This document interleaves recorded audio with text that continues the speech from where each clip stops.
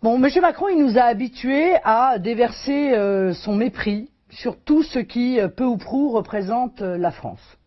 Je passe sur les injures illettrées, alcooliques,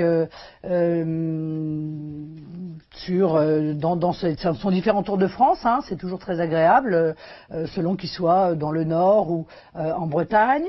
Je passe, ou plutôt, on ne devrait passer sur rien de tout cela en réalité, sur la déclaration sur la France n'a pas de culture. Elle a des cultures qui sont diverses. Bah, écoutez, à considérer que la France n'a pas de culture et vouloir être président de la République pose quand même un gigantesque problème de fond, qui devrait d'ailleurs intéresser ses petits camarades du showbiz. Parce que s'il n'y a pas de culture française, alors il n'y a pas d'exception culturelle française. Et donc il n'y a aucune raison de mettre en place les conditions de la préservation de notre culture française. Vous voyez que ce type de pensée peut avoir des conséquences très grave sur la protection de notre culture. C'est la raison pour laquelle d'ailleurs, dans ma révision constitutionnelle, je veux qu'il soit indiqué de manière la plus claire la défense et la promotion de notre patrimoine historique et culturel, parce que celui-ci est attaqué par des gens comme Macron.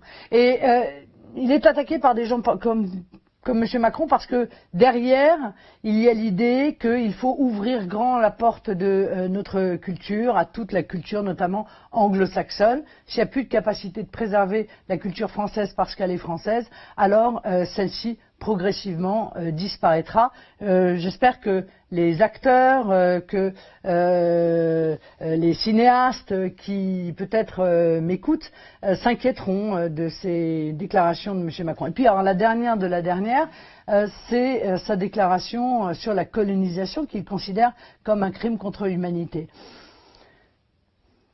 Y a-t-il quelque chose de plus grave quand on veut être président de la République que d'aller à l'étranger pour accuser le pays que l'on veut diriger de crimes contre l'humanité? Je crois que au-dessus de ça, il n'y a rien. Voilà, il n'y a rien de plus grave que cela. Et c'est d'autant plus grave, je vais vous dire qu'en fait, c'est la justification qui est utilisée par les voyous de banlieue pour agir, lutter, combattre contre la France et contre tout ce qui représente la France, et notamment, évidemment, nos forces de l'ordre. C'est cela qu'ils disent dans les rues quand ils pillent, quand ils brûlent, quand ils saccagent, quand ils agressent. Ils disent « vous nous avez fait du mal ». Vous, par la colonisation, vous avez commis un crime et donc nous venons en réalité obtenir réparation, ou nous venons vous faire payer ce crime. Donc en utilisant cette argumentation, probablement pour des raisons bassement électoralistes, eh bien le crime, c'est M. Macron qui le commet, et il le commet contre son propre pays. Alors j'ai entendu M. Fillon se scandaliser de cette déclaration, mais il me semble que M. Fillon, lui aussi, a tenu des propos du même style.